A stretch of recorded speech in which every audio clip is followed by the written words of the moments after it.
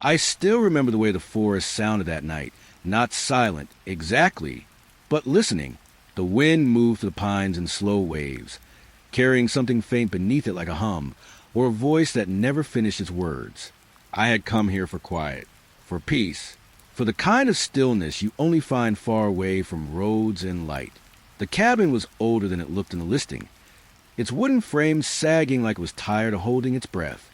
The windows were fogged from the inside, and the floorboards seemed to remember every footstep. That first night, I thought I could hear rain. But when I looked outside, the sky was dry. The sound was inside the walls. The fireplace flickered, and shadows moved like they were caught in another rhythm. I told myself it was the wind. I told myself it was the house settling.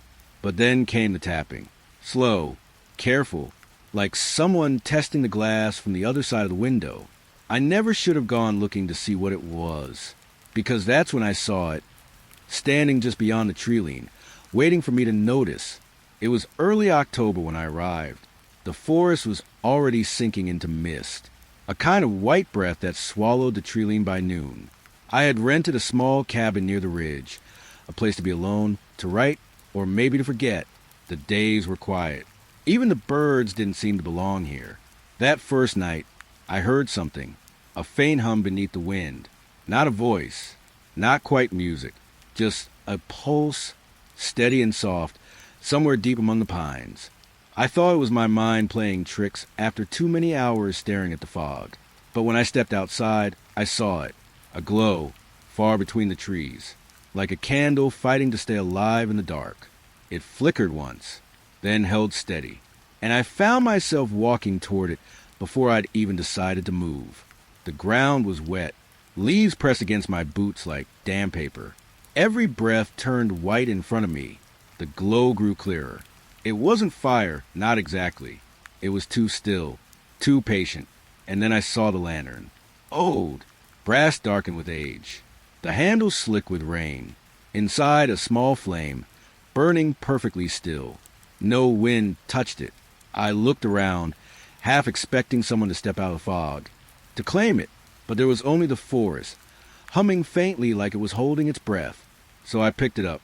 The metal was cold at first, then warm, almost pulsing, like it had a heartbeat. And when I lifted it higher, the fog bent away, just slightly, as if it didn't want to touch the light. I carried it back to the cabin. I shouldn't have, but it felt wrong to leave it there, alone. Inside, I sat on the table. The light filled the room softly, pale, golden, gentle. It made the wood walls look alive, made the corner seem deeper. I watched it for hours. It didn't flicker once. When I finally slept, the light still burned. The next night it was brighter. Not much, but enough to notice. The shadows behind the windows had changed shape. I told myself it was the fog. I stepped outside to see. The air smelled different, sharp like metal and pine sap. And through the mist, the trees seemed closer, as if the forest had crept in during the night. I could see farther than before. Branches twisting, wet bark glistening under that soft glow. The light from the lantern reached all the way to the edge of the clearing now. I stayed there, watching. Every so often, I thought I saw something between the trunks. A darker shape, shifting, but when I blinked, it was gone. By the third night, the flame was too bright to ignore. It wasn't warm. It was cold light, sharp enough to sting the eyes. It hummed faintly, like a wire under tension, and it cast light farther into the forest than I thought possible, all the way between the pines, where no moon ever reached. That's when I saw them. Figures, pale and still, not moving, but not gone either, like memories caught in glass. Their faces were turned toward me, or maybe toward the lantern. I couldn't tell. My breath fogged the glass. The hum grew louder, more insistent. The light trembled, and for the first time, I wanted to blow it out. I tried, but the flame wouldn't die. Even when I shut it inside a box, wrapped it in cloth, the glow seeped through, thin as veins under skin. That night, I didn't sleep. Every time I closed my eyes, I saw those faces behind the trees. Pale, waiting. The fourth night, I didn't light it. I left it covered, locked away. But sometime after midnight, I woke to see the room glowing again. The lantern was sitting on the windowsill, the cloth neatly folded beside it, its flame brighter than ever. White now, not gold. Outside, the fog had cleared. Every tree stood in perfect detail, every needle outlined in silver light. And at the edge of the clearing, they stood again, closer, 5 of them, or maybe more. No faces, no breath, just stillness, watching. I felt the cold press through the glass, heard the soft rustle of pine needles shifting though there was no wind, and the lantern hummed, deeper this time, almost like it was speaking beneath my heartbeat. I don't remember falling asleep, or maybe I didn't. When I woke, the forest was silent, too silent. No birds, no wind, only that faint hum, like something alive, buried just under the surface of the world. The lantern sat on the table again, calm. The flame small now, gentle, almost kind. I watched it for a long time. The light no longer hurt my eyes. It only reflected back at me, a soft pulse of white against my pupils.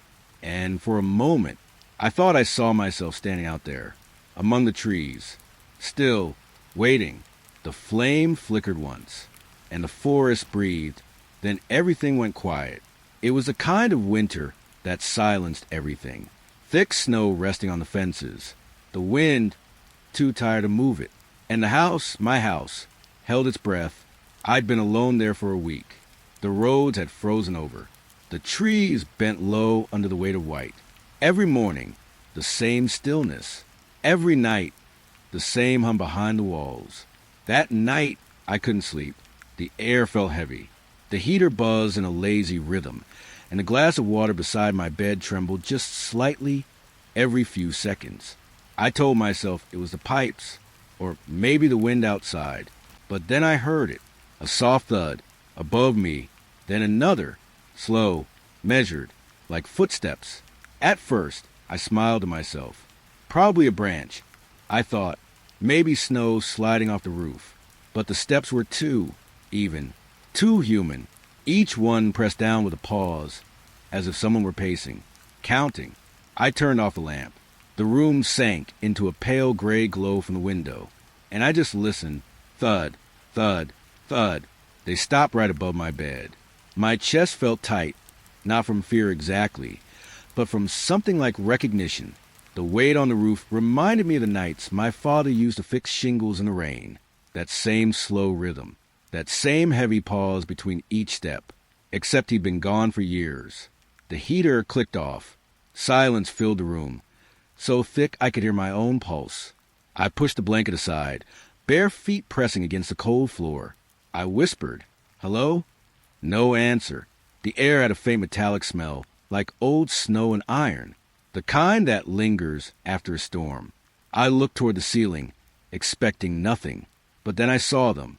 At first, I thought the frost was just catching light from the window, thin veins of ice glimmering along the wood. But the longer I looked, the clearer they became. Footprints, perfectly shaped, pressed into the frost that had spread across the ceiling panels. Each one aligned, heel to toe, as if someone had walked upside down. I blinked hard. The air misted from my breath. I stepped back until my shoulder brushed the cold wall. The prints were moving. I swear they were. The frost deepened, spreading slow, deliberate, step by step, across the ceiling, toward the corner above me. My throat tightened. I could hear faint creaks in the wood, a soft shifting, like skin stretching under weight. The whole ceiling seemed to breathe. I thought about running, but there was nowhere to go, just a frozen door, the silent snow outside, and the ceiling above me, alive with quiet footsteps.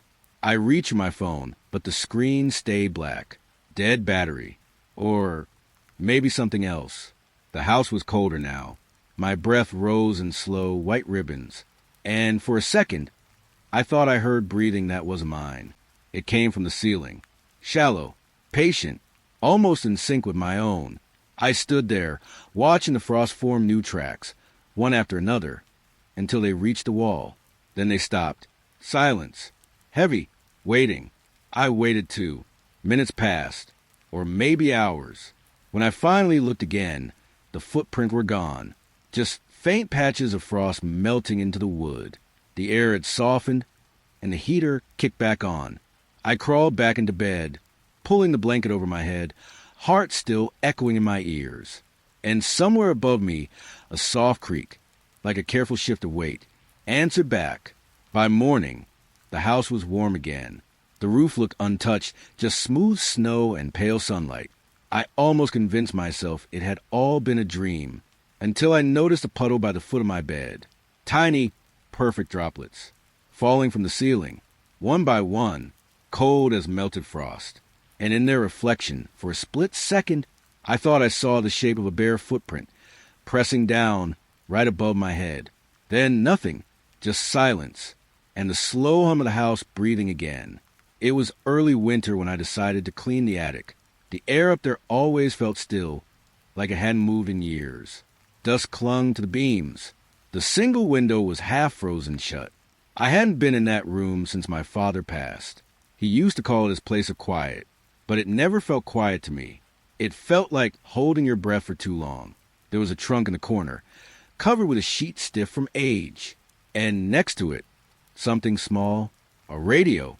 Its metal frame was scratched, knobs bent slightly inward. The antenna was missing its tip. When I brushed my hand across it, a thin film of dust broke and floated into the pale light. It was heavier than it looked, cold, even through my gloves. I brought it down to the small table by the window and turned the main dial. For a moment, nothing, then a low hum, a trembling line of static that almost felt like breathing. I smiled. Old things still working always made me uneasy, like they'd been waiting. The dial crackled again, then shifted. 7:32. The voice was faint, but unmistakable. A man's voice, whispering through the static, like it was buried under snow. I froze. No stations were supposed to reach here. We were too far from anything. And besides, it wasn't just a time he'd said. Clara, my name. The attic air thickened. Every breath felt visible. I turned the knob again, quickly, until the voice broke apart into white noise. For a long while, I stood there, listening. The wood creaked under me, slow, patient. The kind of silence that waits for your heartbeat to slow before it moves again. I told myself it was a trick, some leftover transmission caught in the coils. But when I tried to turn it off, the switch refused. The dial spun loosely, the way a mouth trembles before it speaks again. And then it did. 146. Clara attic. Each word came like a breath dragged through teeth. The same voice, closer this time. I unplugged it. Still it whispered. The hum didn't fade. It sank into the air, like a pulse on the floorboards. I stumbled back down the stairs. The lights below flickered when I reached the landing. My breath fogged the glass. I didn't go back up until morning. When the sun rose, the air thinned. The radio sat still, silent, like nothing had happened. But curiosity doesn't leave easily. By nightfall, I was back. The light bulb overhead flickered weakly. The air smelled like dust and metal. I brought a notebook this time to write down what I heard. When I switched it on, the hum returned instantly, no delay. It was waiting again. 321, Harold Kitchen. I didn't know a Harold, but the way the name floated out, it didn't sound random. It sounded chosen. I looked at the clock. It was 3:19. I waited. At exactly 3:21, something clicked below me, a cabinet door. A slow hinge sound rising through the floor. I didn't move, didn't breathe. The house felt awake. Every pipe, every wall listening. The voice came again, softer now, almost kind. 5:59 sunrise. The last word lingered. I wrote it down, underlined it, then silence. Total. No hum, no creak. Even the wind outside stopped pushing against the eaves. The attic became a photograph, frozen, airless. The radio's red light glowed faintly in the dark, but nothing came through. I waited. Minutes stretched like hours. When I tried to open the door, it wouldn't move. The handle was stiff, the metal damp with cold. It felt like the house had locked its lungs. I don't know how long I sat there, maybe the whole night, but I remember the silence, how it wrapped around everything. No heartbeat, no wind, No world. When the first edge of light broke through the window, the radio clicked softly. One last whisper. Breathe. The air rushed back into the room all at once. Boards groaned. A sparrow flitted past a window, and I fell against the wall, gasping. The radio was dead again. No hum, no warmth, just metal and dust. I left it there under the sheet where I'd found it. But sometimes when I wake before dawn, around 5:59, the house feels still again. And if I listen carefully, I can almost hear the hum return. Low, waiting, calling names that don't belong to anyone anymore. The fog was breathing again, slow, quiet like lungs beneath the soil. I stood at the edge of the forest, where the grass gave way to roots. It was early, pale light still breaking through the mist. Every tree seemed to sigh as the wind moved through them. The air felt wet on my tongue, tasted faintly of iron and pine. I'd been walking this path for weeks, drawn here though I couldn't say why. Each morning, the fog pulsed in waves, soft like a heartbeat, and each morning it called me a little deeper. The trees were old, too old. Their bark swelled with moss and lichen that shimmered faintly when I passed. Every step made the ground sink, as if the forest floor was hollow underneath. A branch brushed my shoulder, cold, damp. It left a dark streak across my sleeve, like ash. I tried to breathe quietly, to listen. Somewhere inside the fog, the rhythm began again. Slow inhale, exhale. It wasn't the wind. It wasn't the trees. It was something else, something deeper. The forest was breathing. I followed it, one step, then another until the path ended. Mud pulled at my shoes. Leaves clung to my ankles like wet paper. In the distance, a clearing opened, a circle where no trees grew. The fog pooled thick there, rolling and collapsing as it stirred from below. I waited. The forest exhaled, and the earth shivered. A smell rose, metallic, buried, old, like rain hitting rust. I knelt without meaning to. My fingers sank into the soil. It was soft, warmer than it should have been. There was something beneath, something breathing back. I dug, slowly, quietly, until the tips of my fingers brushed something smooth. Not rock, not wood, skin. I froze. My chest felt too small to hold air. The fog thickened, pressed against my face, my neck like unseen hands. I brushed the soil away, and there it was, a face, pale, motionless, its eyes closed, as if it were sleeping beneath the roots. I whispered, without knowing I had. "Who are you?" The forest inhaled, branches lifted slightly, leaves trembling without sound, then exhaled. The figure's lips parted. A small breath escaped, thin as a sigh. I stumbled backward. Mud clung to my palms, streaked with something dark. The fog pulsed faster now, in time with my heartbeat. The face didn't move again, but the ground shifted around it. Roots tightened, winding over the body like veins.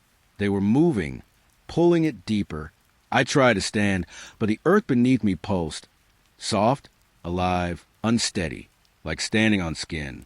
Every tree around the clearing seemed to lean inward, their trunks bent subtly, their branches low and trembling. They were breathing with it, with me. A hum rose, faint at first. It came from the soil, from beneath the leaves, a low vibration that ran through my teeth, into my bones. Then it stopped. The silence was heavier than before. It pressed on my chest. It made me feel small, as if the forest had just finished speaking and was waiting for me to answer. I looked down. The face was gone. Only smooth earth, damp and dark, remained. But something had changed. The rhythm, the breathing. It wasn't coming from the forest anymore. It was coming from me. I felt inside, slow, deep, unnatural. Each inhale carried the scent of soil. Each exhale left a faint trace of mist. The fog moved in time with my breath, expanding, collapsing, matching me. I turned to leave, but the trees had closed in. Their trunks stood too close together now, their roots rising like ribs from the ground. The path behind me was gone. I stepped back, and the forest exhaled. A whisper drifted through the branches, too soft to be wind, It brushed against my ear. Stay. The word dissolved into breath, warm and cold at once. I pressed a hand to my chest. It was moving, but not for my own will. Something beneath the soil was breathing through me now. The rhythm slower, deeper, like the forest had taken me into its lungs. I felt the earth shift beneath my feet. Roots brushed my ankles. The ground pulsed once, twice, then stilled. The fog began to fade as the sun climbed higher. The forest grew quiet again. Only the faint hum of the trees remained. They were calm now, satisfied. I stood there, still breathing, though I wasn't sure if it was mine anymore. And when I finally turned away, the mist followed, slow, steady, inhaling, exhaling, until I couldn't tell who was breathing first. It was late autumn. The forest behind the lake had turned thin, the trees holding nothing but gray air. I found the cabin by mistake. The walls leaned. The wood was soft with rot, but the window, it looked untouched. It was square, clean, and wrong, not a speck of dust. And when I looked through it, I didn't see the forest outside. I saw the room I was standing in, perfectly mirrored, every crack, every breath of dust. Only there was someone else in it, a figure, standing just behind me. I turned. Nothing. When I looked back, they were closer. I told myself it was just old glass, some kind of reflection trick. But the air felt charged, like before lightning. The floorboards had a slow creak, timed with my heartbeat. Every step I took, the echo came half a second late, like something moving with me, just slower. I tested it, raised my hand. The reflection raised it too. But that extra figure, it didn't move. It stood there, head tilted slightly, like it was studying the back of mine. Evening came quickly. The lake outside went flat, colorless. The trees pressed closer, and that window glowed faintly, as if it had its own moon. I should have left then, but curiosity is heavier than fear when you're alone. So I stayed. I found a chair, sat in front of the window, watched a copy of the room in perfect stillness. I could see myself breathing, the chair beneath me, and behind me, that pale outline again, its shoulders rising and falling, too. It was breathing. I whispered, "Who are you?" But the reflection didn't answer. It only swayed, slightly, like the image was made of water. My reflection blinked once. Theirs didn't. A hum passed through the cabin. Then, like a wire being plucked on the floor, the lantern flame shook, and for a heartbeat, I thought I saw its face, or something that used to be a face. Features too soft, too wrong in their stillness. I tried to back away, but the floor moaned as if it didn't want me to. My boot stuck slightly to the wood, as though it had warmed beneath me. I reached for the doorknob. Cold, colder than the night air should have been. When I glanced back at the window, the reflection was gone. Both of them. No me, no figure, just the empty room. Then something shifted in the real one. A faint pressure behind me, like breath against the back of my neck. The lantern went out, not with a flicker, with a steady, patient sigh. And in the dark, I heard a small creak, closer than footsteps, right beside my ear. I ran my hand along the wall, trying to find the door again. The air felt thick, like mist that moved on its own. When my fingers brushed glass, I froze. The window was where the door should have been. Only now, I was inside the reflection. The room beyond the glass was brighter. The lantern still burned there, and I could see myself on the other side, staring back. But I wasn't moving. The version of me in that lit room was breathing, blinking, alive, while mine felt wrong, heavy. I pressed my hand against the glass. It didn't feel like glass. It felt like skin cooled by rain. The other me tilted their head, smiled faintly, and something pale moved up behind them. The lantern flickered once, and I saw it, that same figure, closer this time, its hands resting lightly on my other self's shoulders, fingers long enough to wrap twice. The smile on my reflection didn't fade, but their eyes looked wrong, like something behind them had decided to stay. I blinked, and the cabin went dark again. The real one or the reflection, I couldn't tell anymore. The air hummed softly, as if the walls remembered what it felt like to breathe. And from somewhere just beyond the glass, a voice whispered, barely more than breath, "Stay." I don't know how long it's been since. Sometimes I see light through the window, the forest, the lake, the sky. But when I move closer, it changes back. The same room, the same stillness, and a figure standing behind me, waiting for me to notice again. The window never shows the outside, only what's left inside. And sometimes something more, something that shouldn't be there, but is quiet, patient, breathing where I should be alone. It was early autumn when I reached the lodge.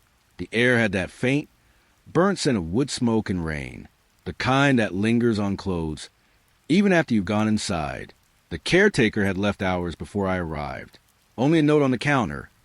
Keys under the mat. Enjoy your stay. I remember thinking how strange it was to call this place a stay. There wasn't another cabin for miles. Inside, the air was still. No ticking clock. No hum of a refrigerator. Only the whisper of the forest pressing against the windows. I set my bag down. The floorboards answered with a soft complaint. And then I saw it. A small book resting on the check-in table near the stairs. Leather cover. Cracked at the spine. Corners worn smooth by years of hands. The guest book. It looked older than the lodge itself. I brushed a layer of dust off the cover and opened it. Names filled the first few pages. Neat, looping handwriting. Visitors from the 80s, the 90s, families, couples, solo hikers. All the ink faded the same way, brown at the edges. I flipped further in. That's when I noticed something strange. The pages ahead weren't from the past. Each signature carried a date years beyond the present. 2037, 2041, 2056. Each one written in the same exact hand. Not similar, the same. The pen strokes were identical. Each curve, each flick of the wrist, as if time hadn't passed at all. I ran my fingers down one of the pages. The ink was dry, but it hadn't aged. It didn't even smudge beneath my thumb. A soft draft moved through the lodge then, cold enough to lift the corners of the pages. The book flipped open on its own, to a blank section near the back. There, a single line waited at the top of the page. Faint pencil marks, almost erased. It said, "Next arrival expected, October 14th. I froze. That was today. For a moment, I tried to convince myself it was some old reservation note, maybe a prank from a past guest. But the handwriting, the same delicate loops, matched every name before it. I closed the book and turned away. The firewood in the grate hadn't been touched, but it smelled faintly of ash, like someone had burned it earlier, or had never left. As night fell, the forest outside began to thrum, not with crickets. They were silent here, just a low, restless murmur of leaves brushing against the glass. I tried to sleep upstairs, but every time I closed my eyes, I thought I heard something faint, a pen scratching somewhere below. It went on for hours, a steady, patient motion, long pauses between each stroke, then the whisper of a page turning. When I couldn't take it anymore, I went downstairs. The air was colder than before, heavy, metallic, the kind of cold that makes your breath hang in one place too long. The guest book was open again, to a page I hadn't seen. A new entry had appeared, the same elegant handwriting, same looping letters. But the name written there was mine, and next to it, today's date. I stepped back. The wooden floor seemed to sink beneath me. The pen lay beside the book, dry, unmoving, but its tip was pressed into the page as if it had just finished writing. I didn't touch it. Couldn't. Every part of me felt watched, like the air itself was waiting for me to speak. Outside, the trees swayed hard against the wind. Branches tapped the windows like restless fingers. And beneath that, I heard it, a second voice in the room. Not words, just a breath. Low, slow, almost inside my ear. I turned. No one. Just a pale reflection of myself in the glass. Eyes too wide, too still. The pages fluttered once more, then settled on a final line I hadn't written. Departure confirmed, October 15th. Tomorrow. I stared at it for a long time, the ink still glistening faintly, as if it hadn't yet dried. Upstairs, the bed waited, but I didn't go back. I sat beside the window, watching the forest dissolve into mist. And somewhere beyond that, through the fog and static and soft rustling of leaves, I swear I heard another pen begin to write, slowly, patiently, as if it already knew what came next. That IT started with the trees. The first morning, I noticed one of them, a tall birch, standing where it hadn't been the night before. Its pale trunk leaned closer to the window, like it had taken one quiet step toward me while I slept. I told myself I was wrong, that I'd remembered the view differently. Maybe I'd been tired from the drive up the mountain. But on the second morning, the trail was gone. The little dirt path that led from my door down to the creek, the one lined with ferns and fallen pine cones. It just wasn't there. The ground was smooth, moss-covered, untouched, like no one had ever walked there at all. I pressed my hand against the cold glass. Fog swirled across the clearing. Everything looked damp, heavier, closer. The air carried a strange hum that morning, low and steady, almost beneath hearing, like something breathing under the earth. I stepped outside anyway. My boots sank into soft mud. The trees watched, unmoving. The cabin was supposed to be fixed, anchored to its foundation, unshakable. But the woods felt different each day, like the whole forest was subtly rearranging itself when I wasn't looking. By the third night, I started marking the trees. A simple X of red chalk on the trunks closest to the porch, just to make sure I wasn't losing my mind. When dawn came, the marks were gone, every single one. And the birch, the same one that had crept closer on the first morning, now stood directly at the edge of the porch. Its branches brushed the railing, its bark peeled and thin, curling strips that fluttered with each faint breeze. The forest beyond had shifted again. The ridgeline looked steeper, the air thinner, the silence heavier. I barely slept that night. The cabin made tiny sounds, soft ticks, groans, a faint dragging beneath the floorboards, would expanding and settling. I told myself, just would. But sometime after midnight, I heard something else. A creak, then another.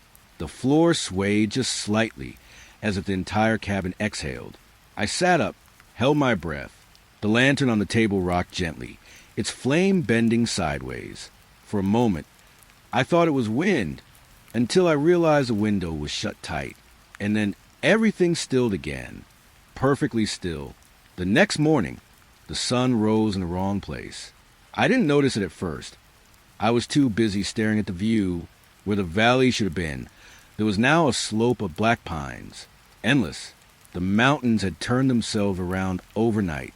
My compass spun slowly, never settling. The needle trembled as if uncertain which way to point. I went outside to find the trail, any trail, but all I found were trees pressing closer, overlapping like mirrors reflecting one another.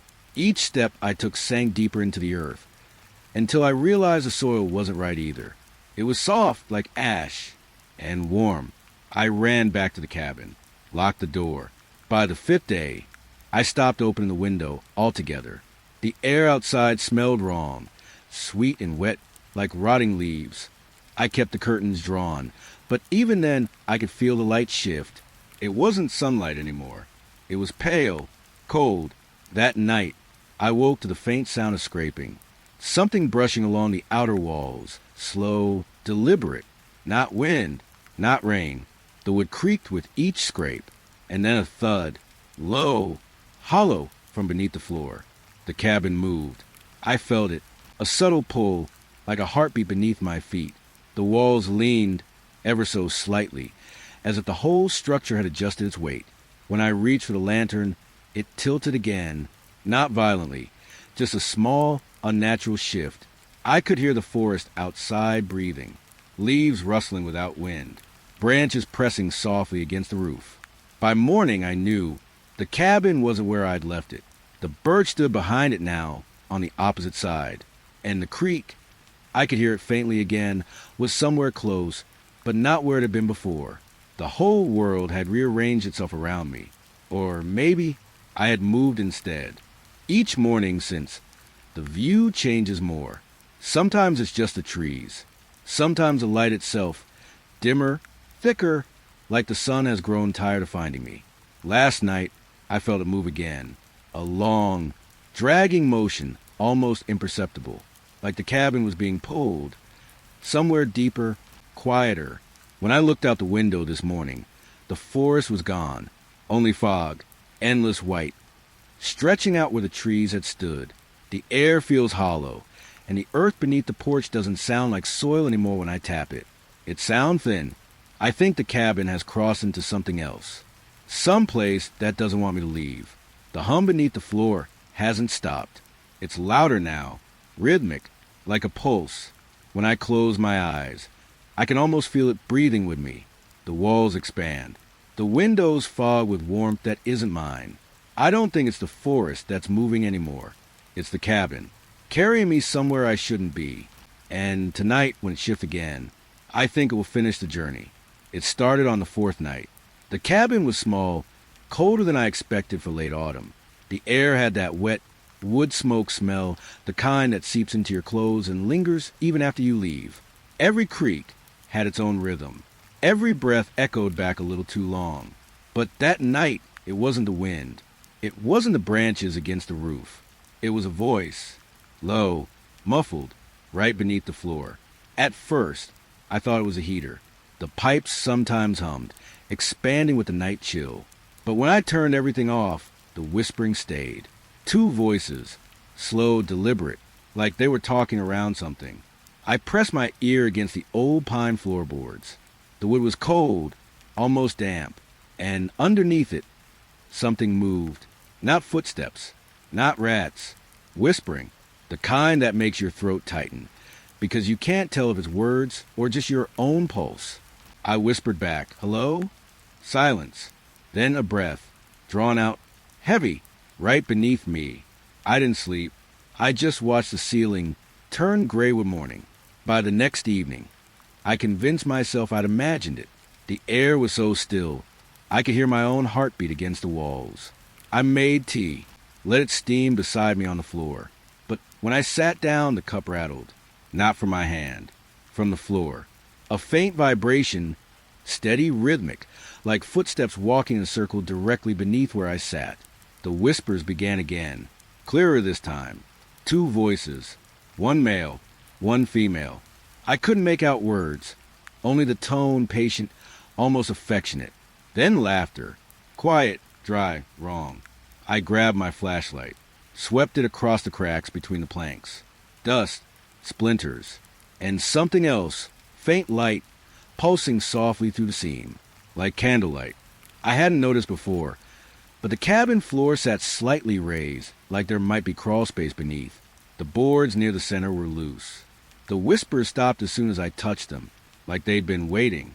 I wedged a screwdriver into the seam and pried one up. The wood gave a long, tired groan, and beneath it, an opening, small, dark, but not empty. The faint glow of orange light flickered below, and the air that rose from it, it was warm, smelled like melted wax and old ash. I leaned closer. There was movement, flickers of shadow. For a moment, it looked like another room beneath mine. Stone walls, a low ceiling, and in the center, a small table with candles burning in a circle. Two figures sat facing each other, still as portraits. I blinked. The light went out. When I pulled back, the whole cabin felt wrong. The air heavier, the silence stretched tight, like it was holding its breath. I left the board open, but no light came back. No voices. Nothing. Just quiet. Too quiet. I waited there for hours, the flashlight trembling in my hand. The beam shook over the hole. Dust drifted upward, glowing in it like faint ghosts. Then a whisper, soft, directly in my ear this time. It didn't come from below. It came from behind me. A woman's voice, close enough to feel her breath move the hair at my neck. She said one word, down. I don't remember deciding to follow. My body just moved. I widened the gap, pried loose another board, then another. The hole became large enough to fit through. The air from below was warmer now, sweet with the scent of burning wax. It flickered again, candlelight, steady and low. I lowered my head through the opening, and what I saw shouldn't have been possible.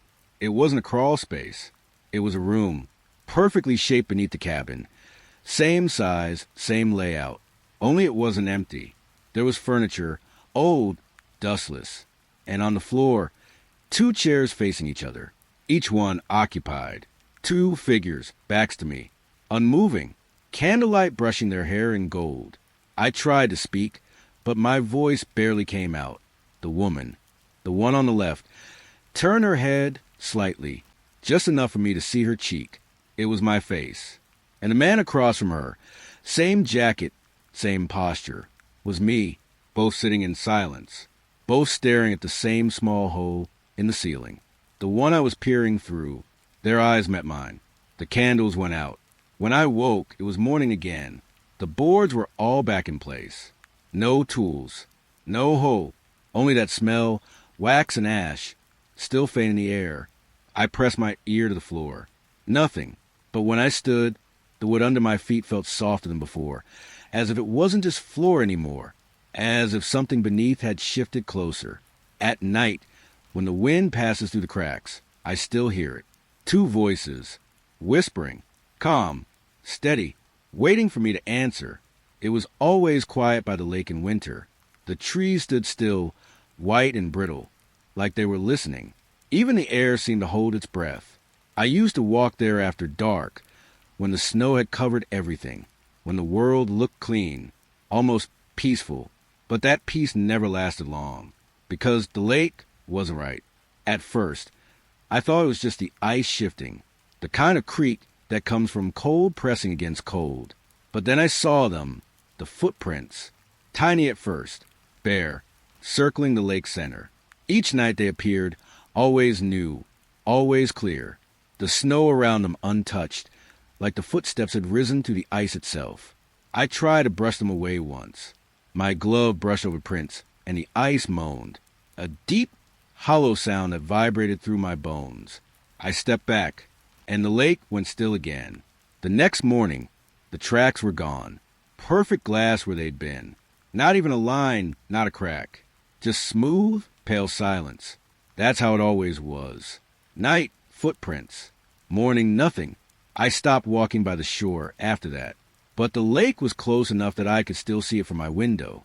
And sometimes it watched back. There was one night, colder than the rest. The kind that makes the air taste like metal. Moonlight spread across the ice in long, silver lines. And there they were again, the prints. Only this time, there were more. Dozens. Circling the lake's center in perfect rings. Each ring smaller than the last. Like something was waiting at the middle. I stood at my window for hours. The glass fogged beneath my breath. I kept telling myself it was a trick. Shadows, reflections, maybe the wind. Then the tapping started. Faint, rhythmic, like fingers against glass. I pressed my ear to the window. It was coming from the lake. 1 tap, then another, a pause, and then 3, quick and sharp. Tap, tap, tap. The sound didn't echo. It sank into stillness, swallowed whole, and I couldn't look away. At the center of the ice, something was moving beneath the surface, slow, circular, tracing the same path as the footprints above. My breath clouded the window again. When I wiped it away, the movement was gone. Only the empty lake and its silence. I didn't sleep that night. Every few hours, I'd hear it again. That tapping, faint and patient. Sometimes from the lake. Sometimes closer. By dawn, the world had reset. The ice was smooth again. The prints gone. But on the inside of my window, 3 small fingerprints marked the glass. I told myself I'd imagined it. That it was condensation or something from my own hands. But the next night, I couldn't stay inside. I needed to see. The snow crunched softly beneath my boots. The lake shimmered, faint blue under the moonlight, and there they were, fresh footprints, leading from the shore toward the middle. Each step pressed deep into the frozen skin. I followed them. The air was so still, I could hear my own heartbeat. The ice groaned under me, a low, warning hum. Halfway across, the print stopped. There was one final mark, a heel pressed deep, and then nothing, just smooth, perfect ice. My reflection trembled beneath me, distorted by ripples that shouldn't exist. and then I heard it directly below. Tap. The sound was softer this time, close enough to feel through the soles of my boots. Tap, tap. I knelt, breath freezing in the air before me. Through the cloudy layer of frost, something pale moved beneath the ice. A hand, pressing up, its fingers spread wide, matching mine against a glass barrier. I didn't scream, didn't move. I just stared until the shape began to drift backward, sinking slowly, fading into the darkness below. The tapping followed, growing lighter, further away. When I stood, the night had gone completely silent again. The wind held still. The trees didn't move. Even my heartbeat seemed afraid to echo. I walked back, step by careful step, feeling the lake's gaze behind me. By the time I reached the shore, the prints were already fading, snow filling them in, erasing every trace. In the morning, the lake was smooth again, calm, empty. But sometimes when the night grows still and the air freezes in my lungs, I still hear it. That faint, steady tapping from somewhere deep below the ice. Waiting. It was late August. The air in the pines hung still, thick like breath caught in the throat. I'd been staying alone in the cabin for 3 nights. It was supposed to be quiet. No signal, no neighbors, no voices. But the forest hummed, a low, constant vibration that didn't belong to insects or wind, almost like static stretching from tree to tree. Inside, the cabin smelled of pine sap and old dust. The wallpaper curled at the corners. The wooden floor dipped slightly in the center, like the house had been tired for years. On the shelf near the window sat a small, portable TV, metal edges chipped, its plastic dial half-cracked, stuck at channel 3. It shouldn't have worked. There hadn't been a broadcast signal out here for years. But that night, as the storm gathered over the ridge, the screen came alive. A thin white flicker, then snow, pure restless static, whispering and moving like breath against glass. The air inside the cabin cooled. I could feel it crawl over my arms, like the static was reaching for skin. I turned the dial. Nothing changed, only that endless is soft, patient, endless. Outside, the first drops of rain fell through the pines. I could smell it, sharp, metallic, mixing with the damp wood. A pulse of thunder rolled low across the valley. Then lightning, a flash so white it painted the room. And for 1 second, the screen wasn't static anymore. It showed me, asleep, in this cabin. Same blanket, same dim lamp glowing near my head. The same window, rain tracing lines down the glass. But the image wasn't from now. It was seconds ahead, because I watched and saw my sleeping body stir, a little too soon. And behind me, in the picture, something moved. A shadow, tall, uneven, stepped from the doorway, just outside the frame of my bed. It didn't walk. It slid, like fog rolling into a dream. The static came back, louder now, like wind trapped in metal. I stepped backward. The floorboards complained under my feet. I didn't want to look, but the air pressed against my back, urging me to. I turned toward the real doorway. Empty, only the hum of rain and pine needles against the roof. But the air felt wrong, heavy, like I was being watched from somewhere deep in the wood. I unplugged the TV, or I thought I did, because when the cord left the wall, the screen stayed lit. Static kept whispering. Flickering shadows crawled across the glass. Then another flash of lightning. The picture returned. But this time, I wasn't in bed. I was standing, exactly where I was standing now, facing the TV. And behind me, the cabin window. Through it, the pines bent under the rain. And in their sway, something pale moved between them. It didn't have a face, just a shape breaking and reforming in the dark, like the static had found a way out of the screen. I turned, too slow. The window stared back. Black glass, speckled with rain. Only my reflection, and behind it, another. A second shape, taller, closer, leaning toward the glass. I blinked. It was gone. The hum stopped. Even the forest went quiet. I could hear my own pulse, steady and went inside my ears. The silence pressed against me. Thick, alive, then, softly, the TV clicked again. The static began to whisper, not noise anymore. Words, faint, broken, almost familiar. Don't turn around. I froze. Every hair on my arms lifted. The reflection in the window stayed still, but its mouth moved. You're already in the frame. Lightning. Another flash. And I saw it again, that image, a heartbeat ahead of time. Me, standing in front of the screen. And something just stepping in behind. It was reaching out, one pale hand lifting, slow and trembling. I could see its fingers touch my shoulder, not here, but in the flickering image. And then the power went out. Darkness. Only the afterglow of static burned into my eyes. I stayed frozen, listening, to rain, to breath, to nothing. The cabin didn't move. The forest didn't move. But I felt the weight on my shoulder. Cold, heavy, real. When the lights returned hours later, the TV was off. Screen black, cord still unplugged. I didn't sleep again. The hum outside had stopped. The forest had gone silent. Only once, before I left at dawn, I looked through the window. Between the trees, something pale leaned in the fog, still, watching. And when the wind shifted for a moment, the pines crackled, like static finding a new channel. It was late autumn, the kind of cold that pressed through sleeves and made the air taste metallic. I'd been walking the forest path longer than I meant to. The trees had turned black against the fog. Each step cracked over thin frost, soft and distant in the hush. That's when I smelled it. Sulfur. Burnt. Faint, drifting like memory through the wet air. I stopped. The path ahead was pale, fading into mist, but nothing burned. No firelight. No campsite. Just that smell, sharp, bitter, too warm for a night this still.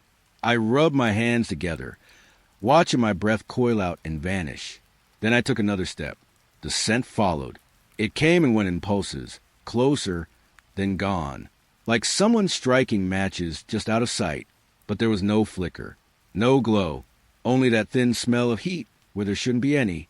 Somewhere deeper in the fog, a twig broke. I froze. The forest didn't move. The branches hung heavy with dew, droplets catching what little light there was. And beneath it all, I heard breathing. Not mine. Too shallow. Too close. I whispered into the mist. Hello. Nothing. Just silence. Thick and close. I started walking again. Slower this time. Each footstep pressing into damp leaves. The air felt heavier now. Each inhale caught that same sulfur edge. My throat burned faintly. It felt like standing too close to smoke. Then I saw it. A figure. Just beyond the birches. Still. Pale. Holding something between their fingers. A single match. Unlit. They didn't move as I stopped. Didn't lower their hand. Didn't blink. The match caught the dim light. Tiny red tip trembling in the air. And though the wind should have carried my breath away, it hung there, suspended, as if time forgot to move. The smell deepened.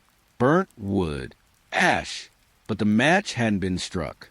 I tried to speak, but my voice came out quieter than I meant. Are you lost? The figure tilted their head. Not much. Just enough that I saw the hollow of their cheek. Their lips moved, a whisper that barely reached me. It's your turn. My chest tightened. I took a step back, but they stepped forward, not walking, sliding through fog. Soft as a sigh. The sulfur clung thicker now, hot against the back of my tongue. I wanted to run, but the ground felt soft, sinking slightly beneath my boots, as if the soil itself was breathing. They stopped a few feet away. The match trembled between two fingers. Their nails were dark, burned at the edges. The fog around us pulsed, light shifting like embers deep inside it. My pulse matched it, fast, then slower. They whispered again, "It's your turn." And they reached out their hand. I didn't move. Couldn't. Every instinct screamed to leave, but something colder held me still. Curiosity or recognition, because somewhere inside, the smell wasn't unfamiliar. It belonged to something I had forgotten. They placed a match in my palm. The wood was cold, damp, but the moment it touched my skin, it felt alive. A tiny heartbeat, faint as breath. I looked up. The figure was gone. The forest swallowed everything, just mist stillness, and that smell curling tighter, thicker. I turned in circles, searching for a shadow, a footprint, anything. But only the trees watched me. I held the match tighter. The air pressed in, heavier with each breath, and for 1 second, I thought I heard a whisper behind me. Another voice. Or maybe the same one. Strike it. I almost did. My thumb brushed the tip, and heat flickered under the surface of my skin, faint light trembling beneath it, like veins glowing amber. I dropped it. The match fell into the frost, and the smell vanished. Instantly, clean air rushed in, sharp and cold. No sulfur, no warmth, just quiet. I stood there for a long time, listening to the forest breathe again. Then, just as I turned to leave, the wind shifted, and somewhere, far off, deep between the trees, a match struck. The hiss was soft, a small, bright sound swallowed by fog, and the air filled once more with the smell of burnt sulfur. I didn't turn around. I couldn't. I just walked, slowly, until even the scent faded into the night. But every few steps, I could still feel it, that heartbeat of heat, still pulsing faintly in the palm of my hand. It started in early autumn. The air had that kind of chill that makes wooden steps sigh at night. Leaves drifted down in slow circles. The forest around the cabin looked pale, washed of color, like an old photograph. I remember the first letter. It was just there, inside the rusted mailbox by the gate. No truck had passed all day. No one ever came down that road. It was addressed to me, my name, my handwriting, but I hadn't written it. The envelope felt warm, almost like someone had held it for a long time before leaving it there. When I opened it, the paper smelled faintly of rain and smoke. It was dated 2 days ahead. The words were shaky, uneven, like they'd been written by a trembling hand, and they described something I hadn't done yet. It said I would find a dead bird on the porch tomorrow morning, and that I would bury it beneath the birch tree. I thought it was a prank, but the next morning when I opened the door, the bird was there, a small sparrow, its feathers stiff with dew, lying on the porch, just like the letter had said, its eyes still open. I buried it under the birch. The soil smelled sweet, almost metallic. The air didn't move. That night, I sat by the fire, staring at the flames. The light flickered over the walls, over my shadow, and for a moment, I thought I saw another one just beside mine, smaller, leaning closer. The next day, there was another letter. Same handwriting, same envelope. The ink was darker this time, as it pressed harder into the paper. It said, "You will hear knocking. Don't open the door." That night, I couldn't sleep. The wind brushed against the glass. The clock ticked louder than usual. And around 3 in the morning, 3 soft knocks came from the front door. Not loud, almost polite, like someone who didn't want to wake me, but needed to be let in. I stayed still. Every breath felt heavy. I waited until the faint gray of dawn crept through the curtains. When I finally looked outside, the ground by the steps was wet. Footprints in the dirt, facing the door, bare feet. I didn't tell anyone. There was no one to tell. But the letters kept coming. Every morning. Every single one written by my hand. They began to fill the table, the couch, the floor near the bed. Some were short. Some were just a few words. Like, "Don't look at the window tonight." Or, "You'll hear your name in the wind. Don't answer." I tried burning them once. The paper curled, blackened, but when the flame reached the words, it stopped. It wouldn't move past them. The letters turned gray and soft, but the ink stayed untouched, like the words refused to disappear. By the 7th day, they stopped predicting things. They started remembering them. Things I didn't remember doing. One said I'd gone into the woods last night. Another said I'd spoken to someone by the birch tree, that I'd promised him something. But I hadn't left the cabin. Not once. I knew I hadn't.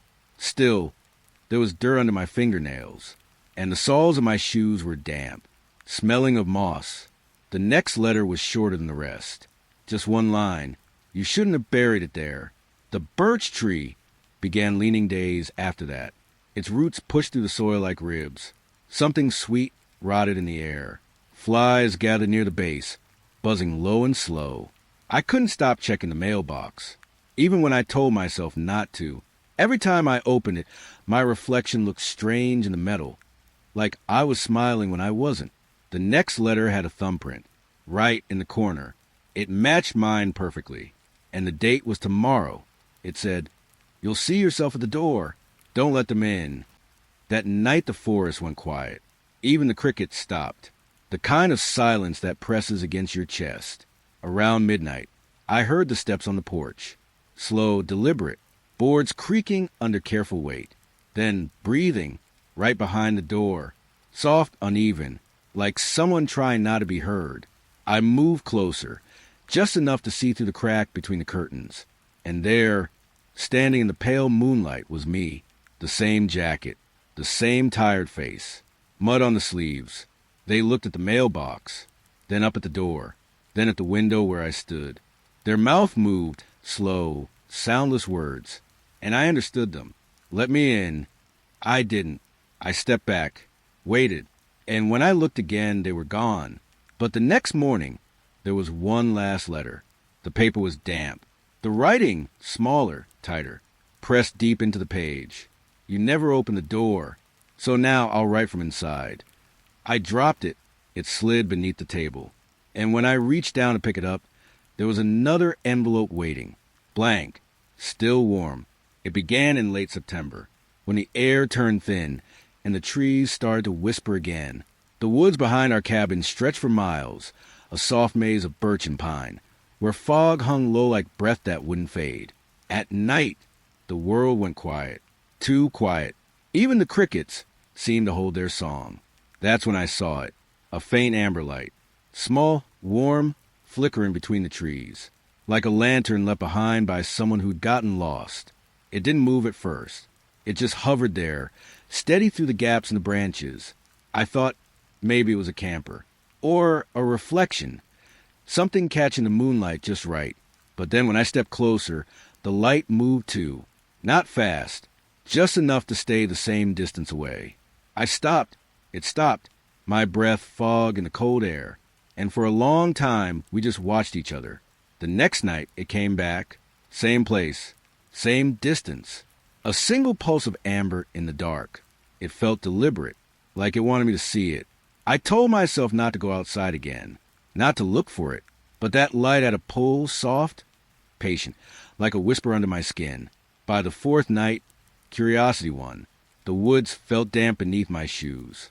Leaves clung to my ankles, and each breath carried the smell of rain and iron. The light flickered ahead, steady, waiting. When I moved forward, it drifted deeper between the trees, always just far enough that I couldn't see what held it. It didn't feel like a trick. It felt like it knew I'd follow. The deeper I went, the colder the air grew. A soft hum filled the stillness, like power lines in the distance, but lower, closer to the ground. Branches brushed my jacket. Something small rustled beside me, then went still. The light paused again, hovering just beyond the next clearing. I stepped closer. My foot sank into wet moss, and for a second, the hum stopped. That's when I realized there were no stars above me anymore, only black, and that pale amber glow. It pulsed once, then again, like it was breathing. When I took another step, the air shifted, heavier, thicker, and I swear I heard a whisper move between the trees. It wasn't a word, more like an exhale, a sound that recognized me. Something brushed my sleeve, but when I turned, nothing was there. The light moved again, farther back now, toward the slope that led down to the marsh. Every instinct told me to stop, to turn around, but I couldn't. I needed to know what it was. The ground softened underfoot, and a pale mist rose up from the water's edge. The smell of metal filled my lungs. Sharp, cold, the light hovered above the marsh now, barely visible through the fog. And then it dimmed, almost out. I stepped forward, and the mud pulled at my boots. There, in the reflection, I saw it. Not a lantern, not a flame, but an eye, amber, glowing faintly beneath the water's surface. It blinked once, slowly, and the hum returned, vibrating through my chest like a heartbeat that wasn't mine. I stumbled back, but the mud held me fast. The eye opened wider, and something beneath it shifted. Shapes, not human, moving under the surface like hands reaching upward. I turned and ran. Branches tore at my face. My pulse thudded in my ears. The hum followed, so low I could feel it in my bones. When I finally broke through the tree line, the cabin lights were still on. I slammed the door, heart hammering, ears ringing. Outside, silence. I didn't sleep that night, or the next, but every time I looked out the window, through the thin veil of fog, it was there again, that same small amber light, waiting, always the same distance away, like it had followed me back. Days passed. I tried to ignore it, tried to convince myself it wasn't real.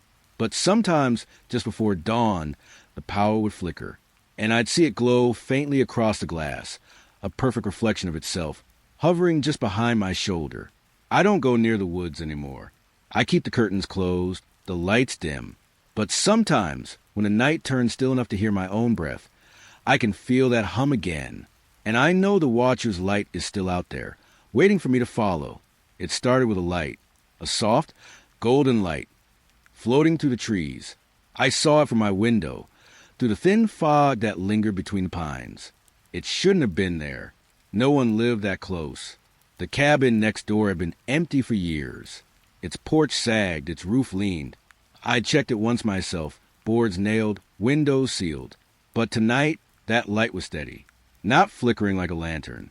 Still, patient, waiting. I turned off my own lamp, and the world became quiet again. Only the faint hum of insects, and the wind brushing the edge of the forest. The air tasted like dust and rain. For a long time, I just stared. The glow didn't fade. If anything, it grew warmer, like something breathing behind the glass. I told myself I'd check in the morning, but by morning the light was gone.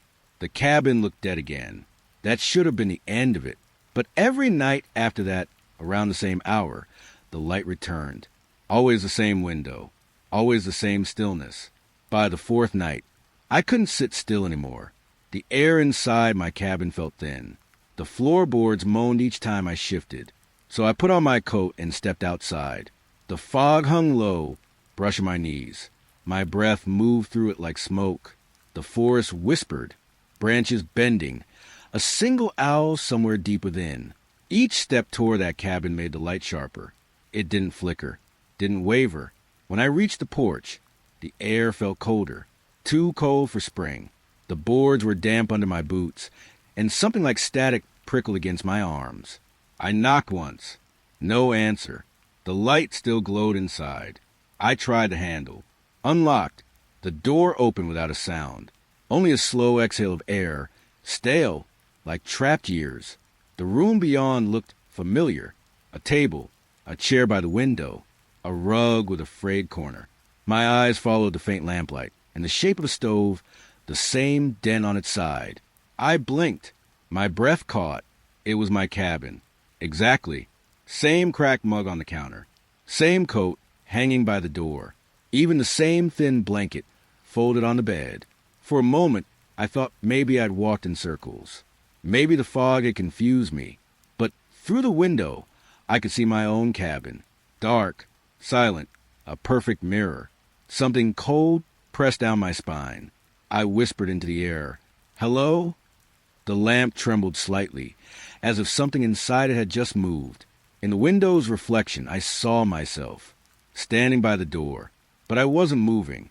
My reflection was. It tilted its head, slowly, like studying me through glass. My throat went dry. The air hummed again, low, electric. The reflection took a step closer, though I hadn't moved. Its mouth opened, mine didn't. No sound came out, but I could see its lips forming words. Small, silent words. Then it smiled. Not a grin. A small, quiet curve. Too calm. Too knowing. The light dimmed suddenly, then brightened again. But it wasn't golden anymore. It was pale, white, like moonlight reflected on bone. Every part of the room felt wrong. The walls leaned closer.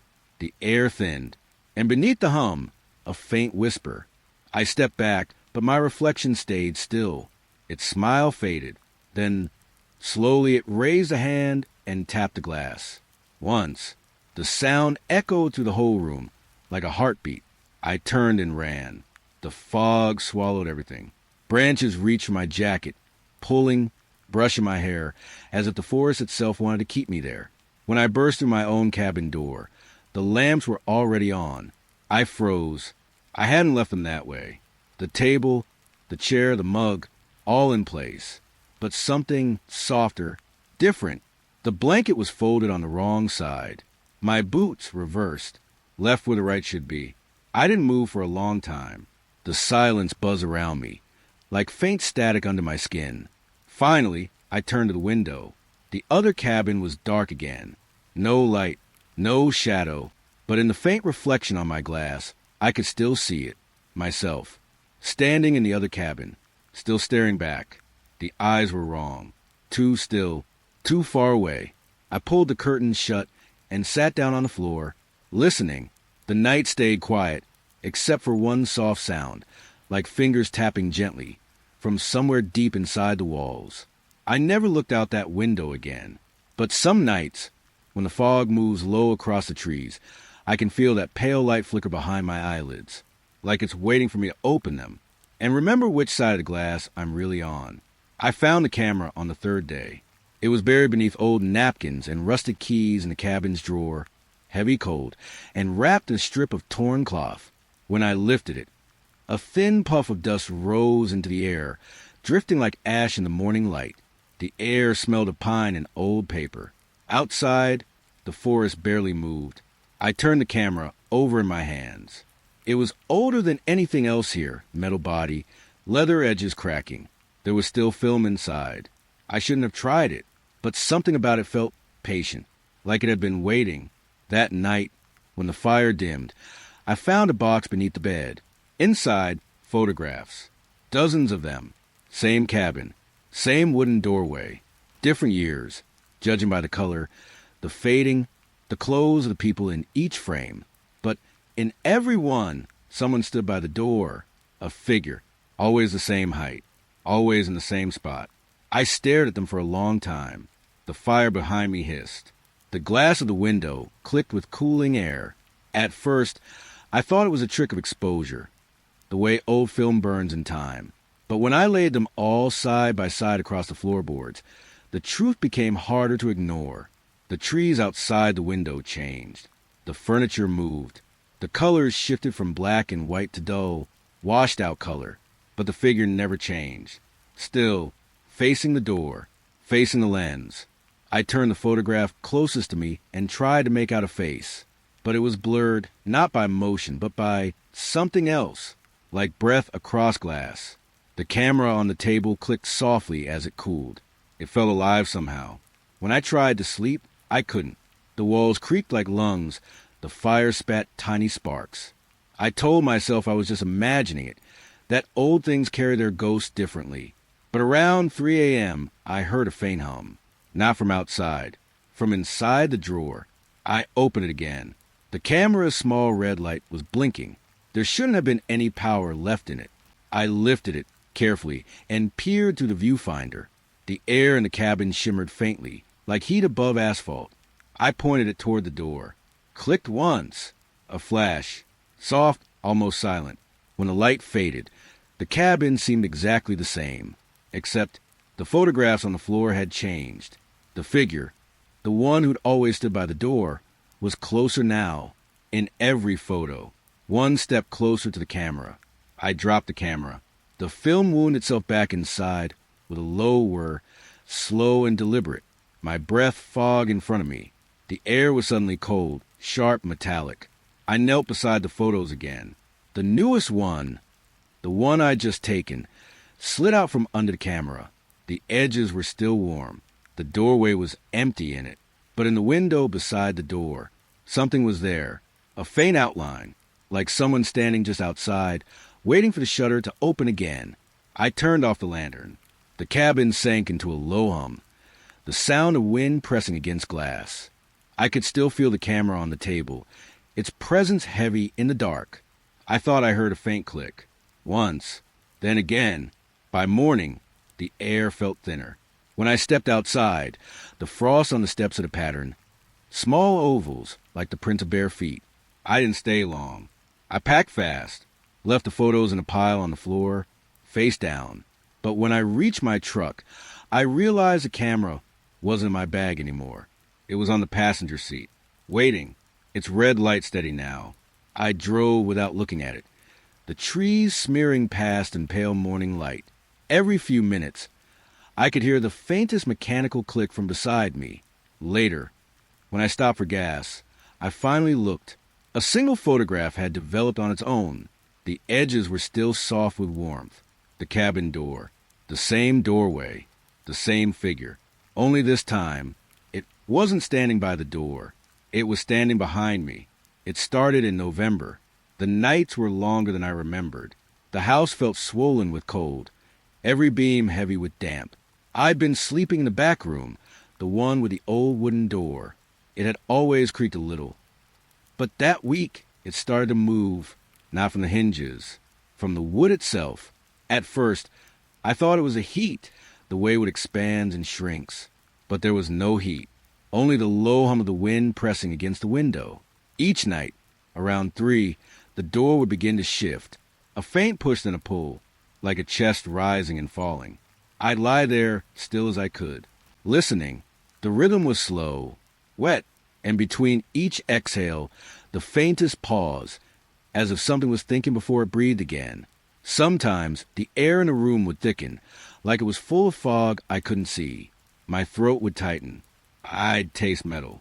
When I finally gathered enough courage to touch the handle, the metal was cold, but the wood beneath my fingers was warm, almost fevered. I pressed my palm flat against it, and it pressed back. I froze, though it gave a soft pulse, like skin under blood. I stepped away. The door exhaled, a slow, wet release of air right into my face. It smelled like earth, and something sweet, rotting. The next morning, I checked the hinges, the lock, the frame. Everything was still and dry. But when night came, the breathing started again. I stayed up, sat on the floor, wrapped in a blanket, and just listened. The inhale was heavier now, the exhale longer, like it knew I was awake. Then it whispered, a voice, soft and close, from the other side of the wood. "Don't open me." It wasn't angry. It wasn't pleading. Just tired, like it had been whispering that same thing for years. I didn't move, didn't even breathe. The door went still. No creak, no pulse. Just silence pressing against me from all sides. When morning came, the air smelled like sawdust and damp earth. The door looked darker, almost bruised. I told myself it was sleep deprivation. Old house, old wood. But the next night it started sooner. A single breath, then another, then whispering again. I pressed my ear against it. The wood was trembling. There were words this time. Too many, too fast. Like someone pacing on the other side, talking through layers of water. I heard my name once. Then again. Then a third time. So close I could feel the breath behind it. I stumbled back, hit the wall. The whispering stopped, and the door inhaled, long, slow, deliberate. Then, for the first time, it tried to open. The latch shook, the hinges groaned. The frame bent, just slightly, like it was stretching its arms. I held the handle down, my fingers slick with sweat. The warmth beneath it pulsed faster. Then everything went still again.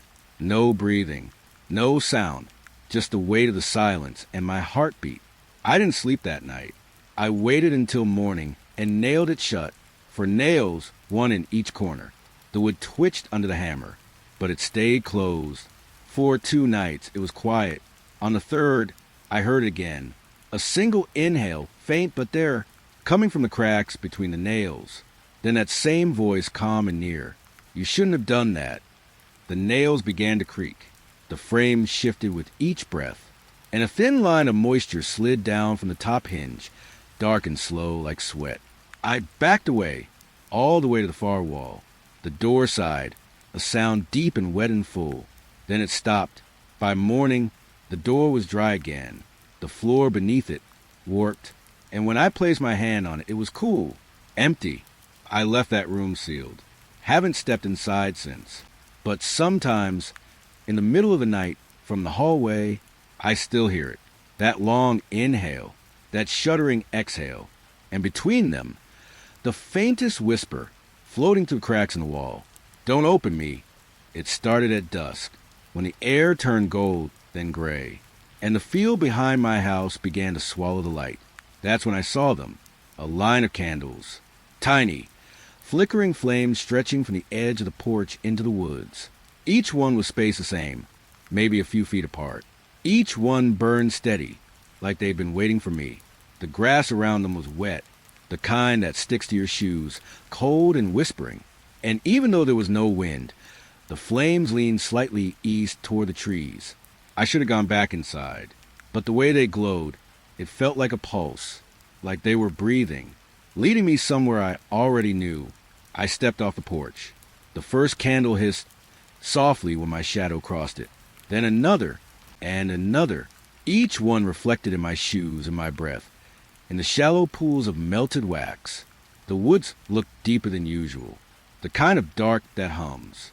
I could hear insects faint and something heavier, something dragging across the leaves far off. The candles went on, down the slope, past the birch trees. Their bark looked pale, almost blue, like they were holding their breath. I kept following. The smell of wax thickened, warm and sweet, but wrong, like old perfume trapped in a box. Every few steps, a candle flickered harder than the rest, as if it recognized me, as if it wanted to speak, but couldn't. I tried counting them, lost track after 30. The ground turned soft. My feet sank into mud, and I realized I couldn't see my house anymore. Only the line, only the candles, and the silence between them. It felt like the world had folded inward, like the night had sealed itself shut. At the end of the trail, there was a clearing. The last candle burned on a flat stone, its wax pooled like milk. The trees opened above me, and the sky was a sheet of dull silver. For a moment, everything stopped. The insects, the wind, even my own breathing. I stepped closer. My shoes brushed against the stone. And every candle behind me, every single one, went out. Not all at once, but one by one, soft little sighs of flame dying, moving backward through the path. Each extinguished left a thread of smoke, twisting like fingers. The smell of burnt wax filled the air, heavy and thick. By the time the last one died, I was standing in complete dark. My eyes tried to adjust. They couldn't. There was no light left, not even the outline of my hand. And in that space, something exhaled. It came from the clearing, low, long, like the breath of something enormous, just waking up. The air pushed against me, warm, damp. It smelled like earth, and something older, something that had been waiting. I didn't move, didn't breathe back. The exhale shifted closer, brushing past my ear. I could feel the weight of it on my neck. No footsteps, no voice, just that steady breath. Then nothing, silence, the kind that hums inside your chest, the kind that makes you aware of your own heartbeat. I turned, or thought I did, but there was no direction anymore. Just the dark pressing in and the faint warmth of wax cooling on my skin. Somewhere behind me, I thought I heard a single candle spark again. Just one, a small, trembling flame, waiting for someone else to follow. It was the kind of quiet that presses against your skin. A still lake, a cabin that hadn't been opened in years. I came here to clear my head, to be alone, away from the noise. The air smelled like pine and old rain. Everything was damp, slow, like the house had been waiting. There was a drawer near the window. Inside, an old cassette wrapped in yellow paper. No label, just a smudge where someone's thumb must have rested for years. I almost threw it out, but the weight of it felt personal, like something left behind for someone who never came back. The cassette player was still plugged in beside the bed. A film of dust coated the buttons. I pressed play. A faint hiss filled the room. Static, soft, familiar. Then footsteps, slow, measured, on wooden floors. The kind of sound that makes you picture bare feet, moving just out of sight. I looked down at the boards beneath me. The same slow creak beneath my socks. It was impossible but it matched. The rhythm, the weight, then a small laugh, far away, childlike, thin as a breath through water. The lake house had no neighbors, and I hadn't seen a soul since I arrived. I stopped the tape. The air felt heavier after the silence came back. Even the birds outside had gone still. I tried to shake it off, told myself it was old, recorded over some random noise that happened to sound close. But the unease stayed. That night, the wind moved through the trees, and every so often the floor creaked under my bed, like someone pacing. I couldn't sleep. The tape sat there on the dresser, its black reel glinting faintly in the moonlight. At 2:17 a.m., I pressed play again. The hiss, the footsteps, the laughter closer this time, and then a soft knock. 3 times. I froze. The tape continued. A door opened somewhere inside the recording, hinges crying softly. I glanced at my own door. Closed, but the air shifted. That small pressure that comes when a space changes shape, like someone stepping inside a room. On the tape, the floorboards groaned. And then I heard breathing, right behind whoever had been holding the recorder, slow, uneven, almost matching mine. I stopped the tape again. Silence, except a drip, water, from somewhere near the kitchen sink. Steady rhythm. I hadn't used the sink. I walked toward it, the floor whispering under me. The faucet was dry, but the drain was full of lake water, muddy, rippling softly as if something had just been pulled under. I unplugged the tape player, wrapped the cassette back in its paper. I told myself I'd throw it into the lake in the morning, but I didn't. The next day was overcast. The fog didn't lift from the water. Everything looked too pale, too quiet. I tried reading. Didn't work. The silence itched behind my ears. I played the tape one last time. I just needed to hear it again, to convince myself it was ordinary. The hiss came back, but this time no footsteps, no laughter, only the steady hum of wind. Then, faintly, a voice. It wasn't speaking. It was breathing through words, mouth too close to the mic, like me, whispering into it. And then the door opened, the same slow creak I'd heard all night. Only this time, it wasn't on the tape. It was behind me. I turned, but nothing moved, only that pale gray light through the window, dust drifting in slow circles. The door swayed slightly, still open, no wind, and in the distance, from the player, a final sound. Footsteps, but they weren't on the tape anymore. They crossed my floor, moved between the kitchen and the hall. Soft, so soft I could feel the boards lift under their weight. The recorder clicked off by itself. The room exhaled. I sat there until the sun rose, watching the water outside ripple without wind. When morning came, I carried the tape to the dock. The lake smelled like metal and damp leaves. I threw it into the water and watched the ripples spread. But before it sank, the cassette bobbed once, and I swear I heard it click. Just once, like it started recording again. That night, the power went out. The house fell into darkness, and in that quiet, I heard the faintest thing, a hiss, from the unplugged player. The tape was gone, but the sound stayed. And now, every time I breathe in the dark, I can hear the floor creak beside me. Slow, measured, in time with my own steps, as if someone else is walking right where I stand. The fog has been coming every morning now. It rolls in from the field, pale and heavy, spilling over the fences and swallowing the trees. By the time I wake, the house already feels smaller, like the world outside has been erased overnight. I used to think it was beautiful, the way the fog glowed faintly under the porch light, how the air tasted damp, like iron and moss. But then I started to see it, a shape, tall, motionless, half lost in the haze. At first, I thought it was a tree trunk, or maybe a power pole, something ordinary that the fog just distorted. But the more I looked, the less ordinary it became. It never stayed in the same place. One morning, near the fence line, the next, behind the shed. Once, I swear, right at the edge of the porch. Always still, always waiting. I tried to focus on it once.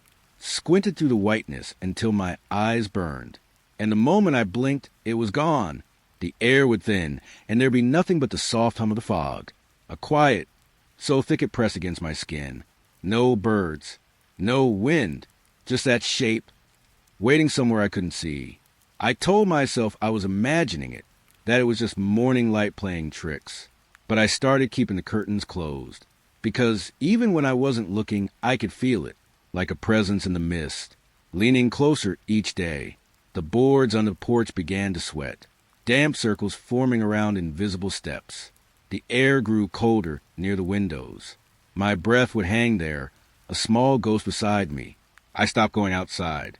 The fog would tap at the door sometimes, soft, like knuckles against the wood. Other times it just pressed itself to the glass and stayed there. I started hearing something, too. Not quite a voice, not quite a whisper. More like breathing, long and steady, from somewhere beyond the fence. One morning, I left the curtains open. Just for a second. The field was gone. The trees. Even the road that led to town.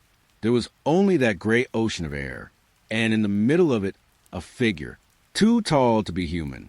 Too thin to be anything else. It stood perfectly still, its outline trembling to the fog, as though the mist was trying to hide it. I blinked, and it vanished again. The silence afterward was unbearable. I could hear my own pulse in my ears. I could smell the wet wood of the walls. Every morning since, I've waited, listened, watched the edges of the room grow lighter as the fog creeps in. Sometimes it feels like it's inside the house, like it's breathing with me, following the rhythm of my chest. Yesterday, I woke up before dawn. The windows were wet with condensation, and on the glass, a single print, long, narrow, pressed from the outside, the outline of a hand, but stretched, as though the fingers had kept growing after the rest of it stopped. I didn't open the curtains again. I just sat there, hearing the board settle, the kettle hum, the quiet drip of water from the ceiling, and through it all, that stillness, like something vast and patient was waiting for me to look. Last night, the fog didn't leave at all. It stayed wrapped around the house long after the sun came up. The light outside has turned pale, as if it's coming through water. I think it's closer today. The air feels heavier. The curtains keep moving, even when the windows are shut. There's a faint outline in the hallway now, where the light bends wrong, just enough to see shape without detail. A tall blur that shouldn't be there. I try not to move. Even breathing feels too loud.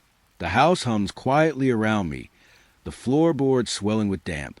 Everything smells like soil, like something freshly unearthed. I know that if I look, if I meet it, it'll vanish again, and I'll spend the rest of my life wondering where it went. But if I don't look, it might never leave. The fog presses harder against the glass.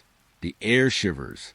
Somewhere deep in that whiteness, a shape leans forward, waiting. It stands alone at the edge of the field. A single pine, taller than the rest. Its needles faded to a pale, silvery green. When the wind comes down from the hills, it whistles. Not the way trees usually do. Not that soft sway or dry hiss through the branches.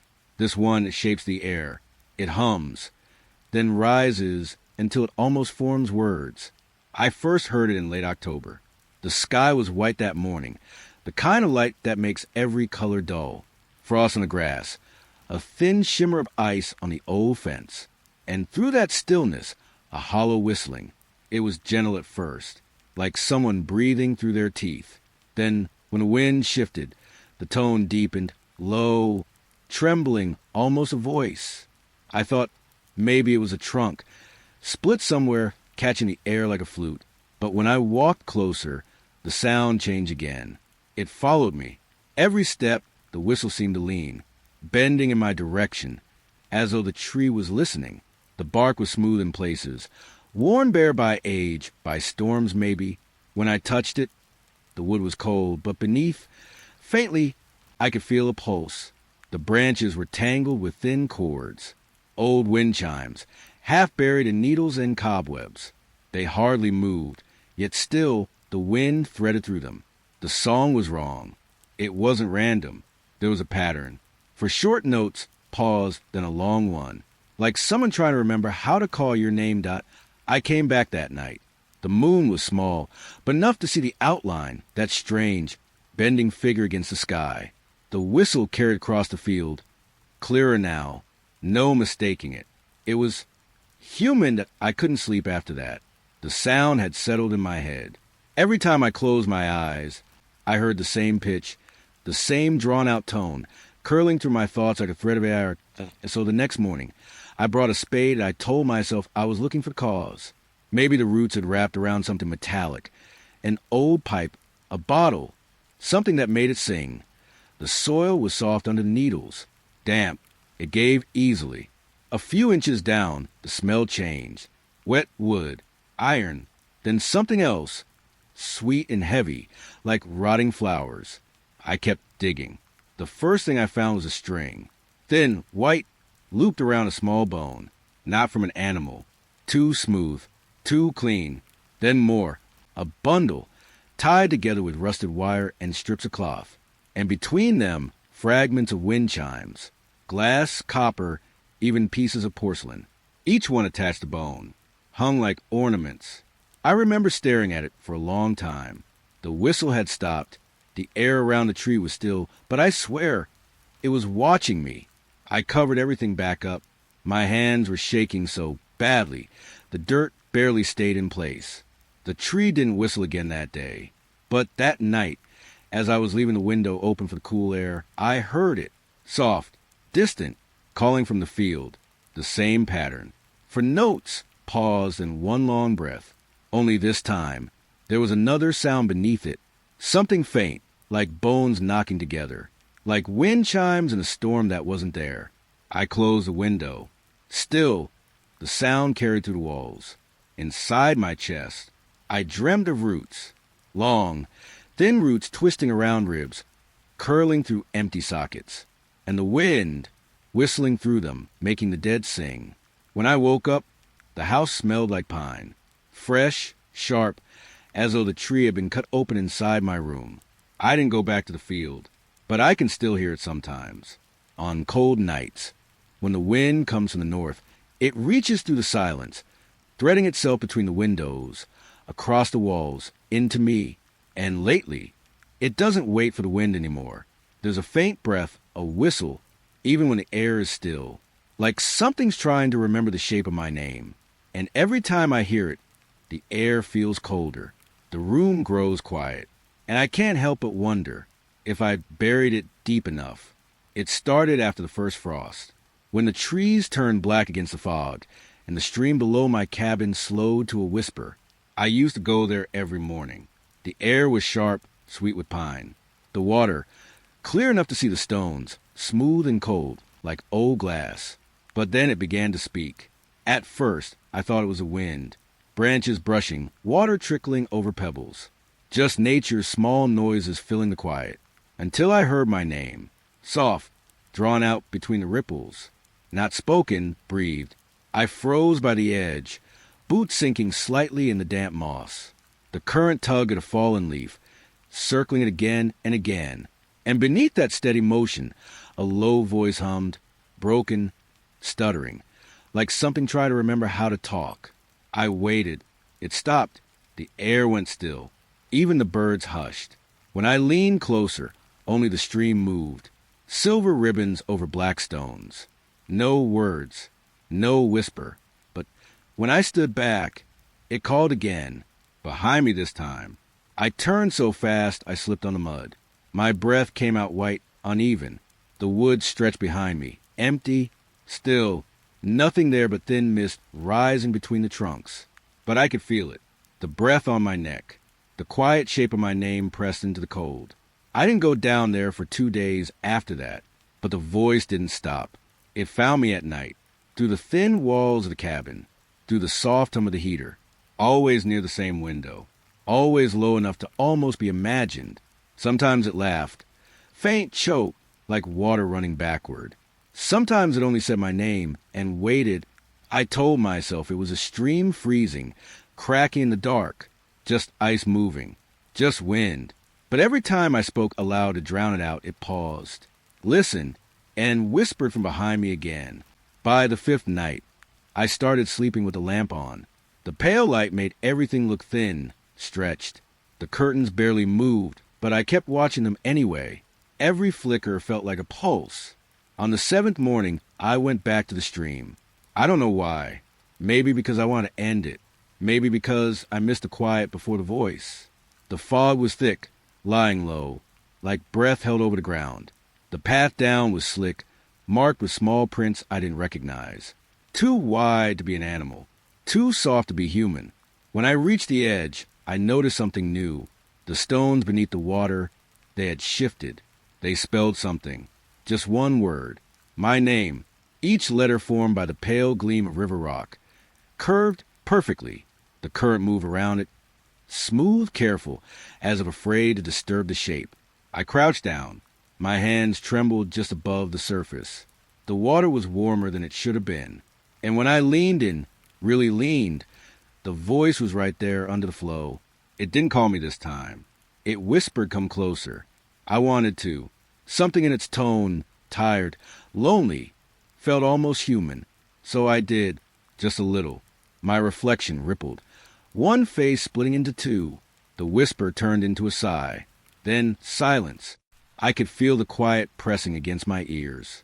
The kind of silence that means something is standing behind you. I didn't turn right away. I couldn't. The weight of it, the waiting, was too heavy. When I finally did, nothing moved. Only the fog, pale and slow. Only the smell of wet bark and iron. But the air felt full, as if someone had just stepped out of sight. I backed away, hands numb, watching the water. The stones had shifted again, the letters gone. Only ripples now, spreading in small circles, fading where I had knelt. That night, I left the window open. I told myself if it wanted to speak, I'd let it. No more hiding. No more pretending not to hear. Around midnight, the stream began to hum again. Not words, just low murmurs, like breathing through the earth. Then came the whisper, right against the window. Not behind me this time. Not under the water. Closer. It said my name once. And then, thank you. The air felt warm for a moment, as if something had passed through. Then the wind returned, and the forest went still again. I haven't heard it since. The stream runs quiet now, even when the frost bites deep. But sometimes when the moon catches the water just right, I see shapes beneath it. Not reflections, not fish, just soft movements, almost human, drifting where the current slows.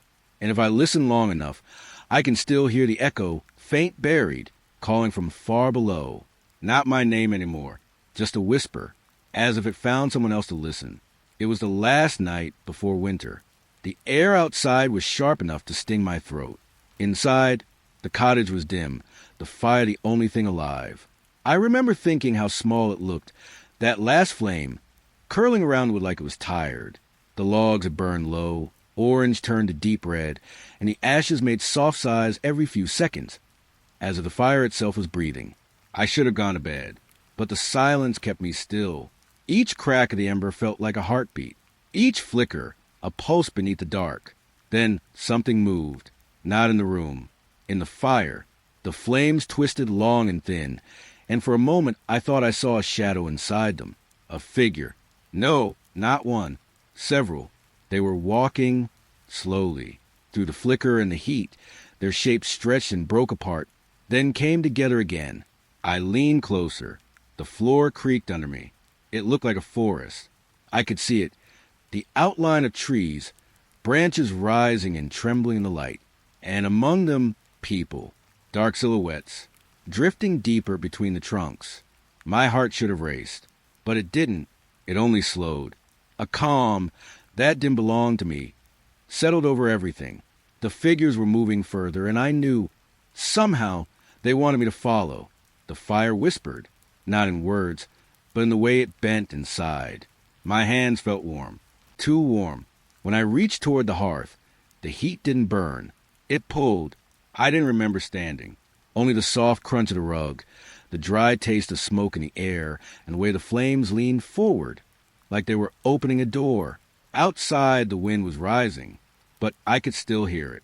The faint rustle of branches inside the fire. I stepped closer. The floorboards groaned. The room swayed with the light. The air smelled like pine and damp soil, though the windows were shut. I blinked, and I wasn't sure if my eyes were open or closed. The shapes were clearer now. A line of people, slow, steady, almost peaceful, their heads bowed, their shoulders sinking as though under heavy rain. I could almost hear them breathing. One turned slightly, and though its face was only shadow, I felt it see me. Something inside me shifted, a quiet understanding, like remembering something I'd forgotten for years. The fire popped, and for a moment, everything stilled. The walls, the clock, even my breath. And then I stepped forward. It felt like walking into water, soft, weightless, and cold at the edges. The world flickered, orange to black, light to dark, until the room was gone. Only trees, tall and pale, stretching forever in every direction.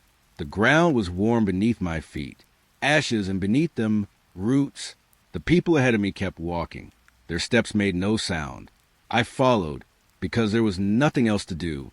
The air hummed, like the echo of a distant fire, like it never stopped burning. Somewhere far behind me, I thought I heard my chair creak. The room I'd left, still there, waiting, empty, but it didn't matter anymore. I could see more figures joining the path. Some tall, some small, all of them walking deeper. Their outlines flickered, their edges glowing faintly, embers fading slow. I tried to speak, but the sound came out of smoke, thin, silent. It rose, twisted, and disappeared into trees. I don't know how long I walked. The light ahead never changed. The forest never ended. At times I thought I saw the cottage again, a faint square of warm light between the trunks. But every time I blinked, it vanished. Eventually I stopped. The others kept moving, their bodies dimming with every step, until the darkness swallowed them. I waited, maybe for morning, maybe for the fire to die. But there was no morning here, only a soft, endless glow and the slow, steady breath of something larger than me, something alive beneath the ground. When I looked down, the soil pulsed faintly, like a heartbeat under the ashes. I knelt and pressed my hand to it. It was warm, and it felt familiar, like the pulse I used to feel when sitting too close to the fire.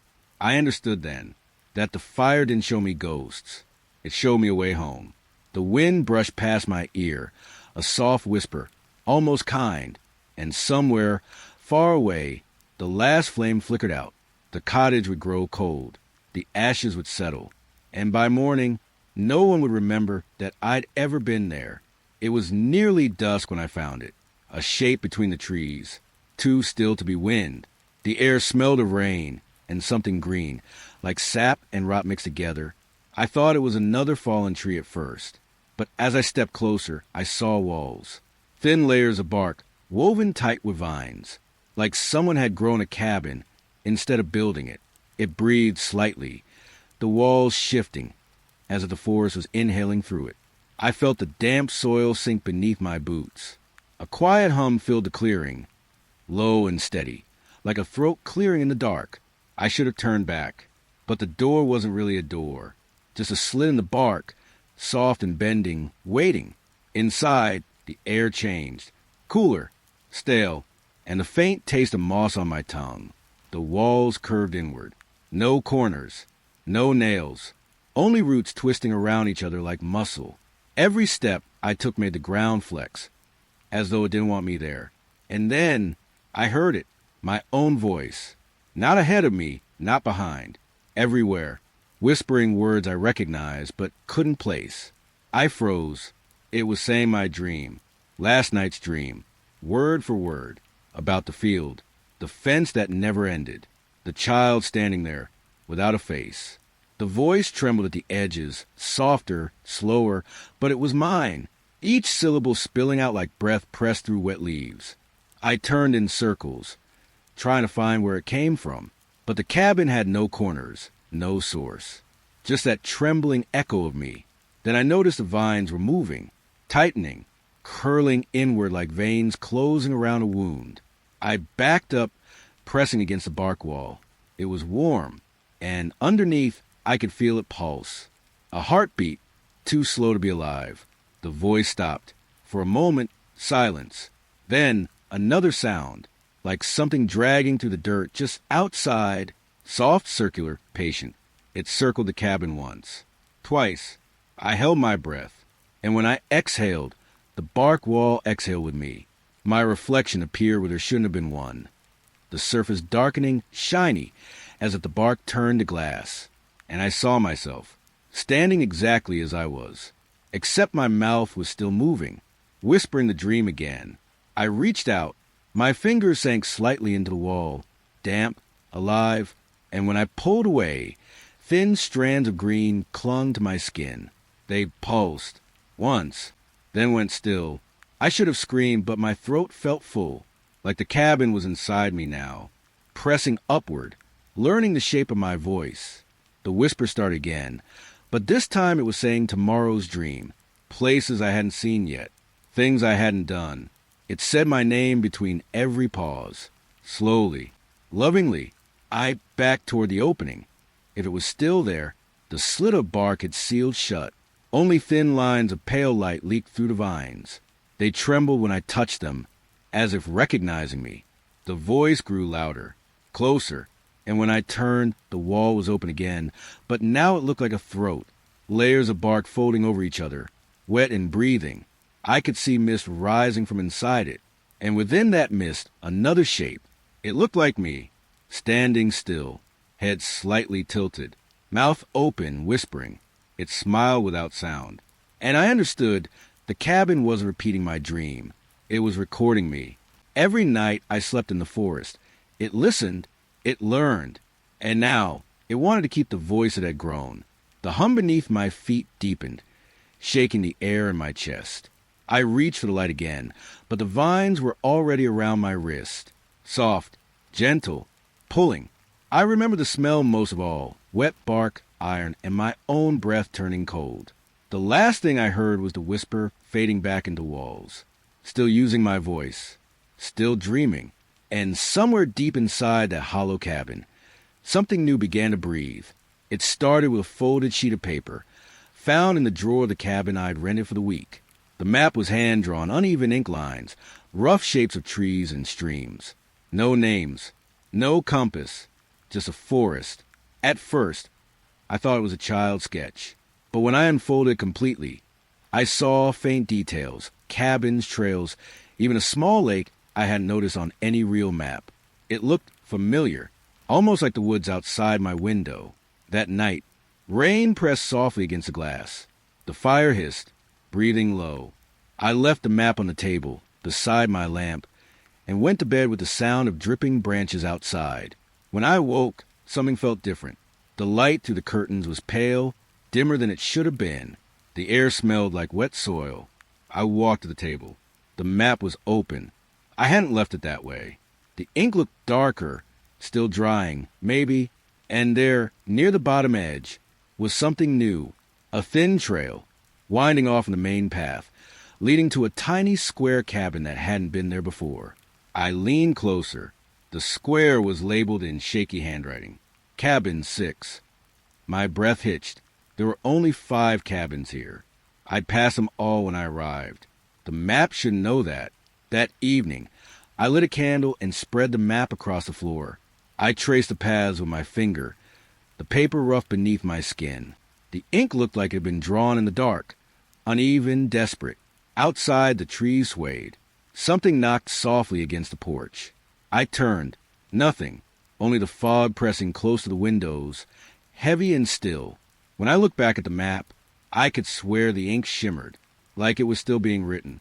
The new path curved deeper now, curling toward the edge of the page, and at the very end of it, a tiny mark, a dot, circled twice. Next to it, the words, "You are here." I froze. The candle flickered. The door was placed exactly beneath the cabin's drawing, the same cabin I was standing in. I ran my hand over the spot, but the ink didn't smudge. It felt dry old. The house creaked above me, a slow stretch of wood, then a faint shuffle. I looked toward the ceiling. The attic hatch trembled. I hadn't gone up there. There was no reason to.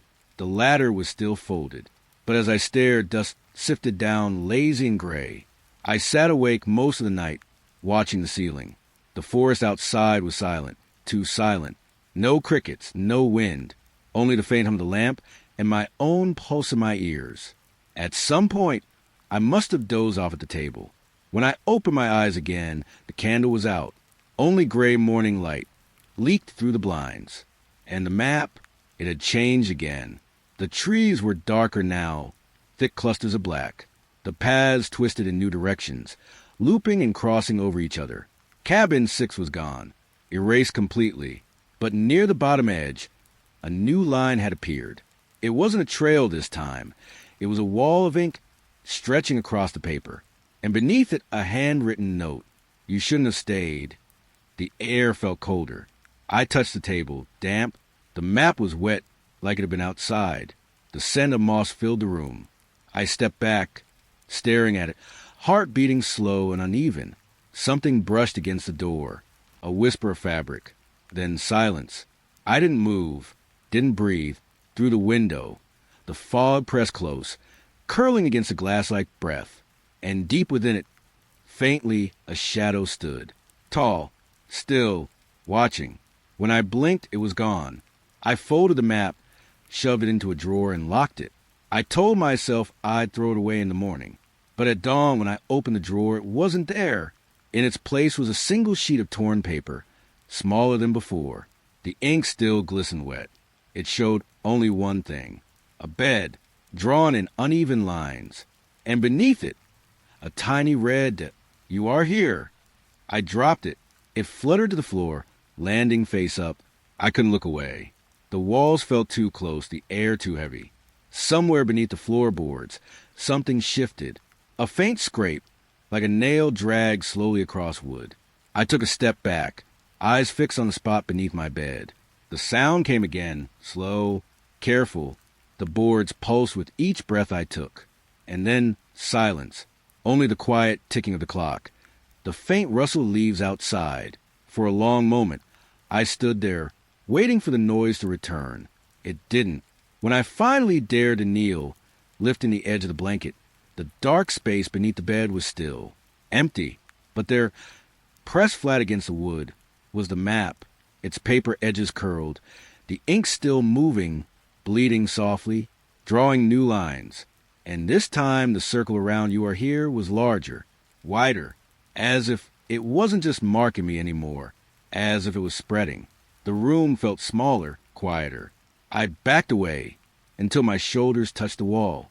The candle on the table flickered to life, though I hadn't lit it, and in its trembling light, the paper beneath the bed began to move, folding itself, slowly, carefully, until it was nothing but a small square of white, sitting in the center of the floor, waiting. I didn't touch it.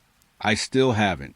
But every morning since, there's a new mark on the map, and it's always closer. I hadn't been back in 23 years, but the road knew me. Each turn, each narrow bend between the trees, it felt like something remembering, like the forest had been holding its breath this whole time. The tires whispered over wet dirt. Leaves brushed the windows. And beneath the hum of the engine, I could hear it, that same rhythm, that same silence between the trees. When I was younger, I told myself it wasn't real, that the light I'd seen in the cabin window was just a trick, reflection, maybe, but the dreams never stopped. Always the same thing, a soft glow behind the glass, a door slightly open, and something waiting just beyond the frame. The forest open around me, like a wound that hadn't healed. The air smelled of pine and rain-soaked wood. The sun was low, an orange bruise fading behind the trees. And there it was, the cabin. It hadn't aged, not a bit. The same crooked roof, the same board split along the grain. Even the porch, still covered in moss, looked exactly as it had, like time had stopped here and never started again. The light was burning, dim yellow, flickering through the window pane. I turned off the car but didn't move. For a long time, I just sat there, listening to the insects, to the wet drip from the branches above, to the hollow, quiet pressing against the glass. It felt like the world had folded around this place, like I'd never really left. When I finally opened the door, the forest shifted. The cold air breathed against my neck. The trees leaned closer. And that light, that impossible light, didn't waver. Each step felt remembered. The soft crunch of mud under my boots, the faint smell of smoke, and under it all, something older, iron, ash, a kind of sweetness that didn't belong here. The porch groaned as I climbed it. I could almost see my younger self, standing right there, frozen, staring, afraid to knock. But I wasn't afraid this time, just tired. The doorknob was cold. I didn't have to turn it. The door opened on its own. The light spilled out, soft and thick like honey. Dust floated in the air. And the silence, it was so deep it felt like water. Inside, everything was the same. The chair by the window. The table with one cup still sitting on it. The thin curtain trembling against a breeze that shouldn't exist. No dust on the cup. No cobwebs. No time. I stepped inside. The floorboards flexed beneath my weight. Slow, complaining. The air smelled like burnt wood and something faintly metallic. My breath fogged in the dim light. And when I reached the table, the cup was warm. I froze. Every sound in my head, my pulse, my breathing, seemed to stop at once. There was movement deep in the corner. A chair scraped. Something soft dragged across the floor. But when I looked, nothing. Just the slow sway of the curtain. Just the pale reflection of my face in the window. Older, tired, eyes sunk too deep. I whispered into quiet. "Why did you wait?" The words barely left my mouth before the wind took them. The cabin seemed to exhale. The flame in the lamp flickered once, twice, and steadied again. I sat down in the chair, the same place I'd sat when I was a child. And for a moment, I felt it, the weight of years folding in on themselves, like I'd never left at all. Outside, the forest pulsed with slow rhythm. Crickets, the far-off drip of water. Something moving between the trees, steady, deliberate, like footsteps swallowed by moss. I wanted to leave, but my body had forgotten how. The light dimmed a little more, and the air grew colder, thicker. I could see my breath rise and fade. The lamp hissed softly. From the far wall, a voice began, faint, low, familiar. Not words, just a hum, like someone remembering a song they'd once known. I turned toward it. The air rippled, and for the first time, I understood it wasn't waiting for me to return. It had never stopped. It was still there, still repeating that one night, over and over, caught in the same circle of silence. And now, so was I. The hum deepened, filling the room. The light trembled in the glass.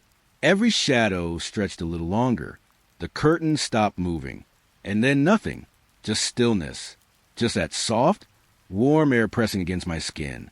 The lamp flame shrinking, dying into the dark. I closed my eyes. I could feel the wood beneath my hand, smooth, worn down by touch after touch, as if 100 others had done the same before me. The cabin didn't creak anymore. It didn't breathe. It only waited. Outside, the forest quieted. The fog crept closer, pale and endless. The road behind me vanished beneath it. I don't remember falling asleep, but I know I never woke up, because somewhere in the dark, beneath the soft hum, beneath the still air, the light still burns. And if you ever drive that road, if you see the glow through the trees, don't stop. The cabin is still there, waiting, like it always has been, like it always will.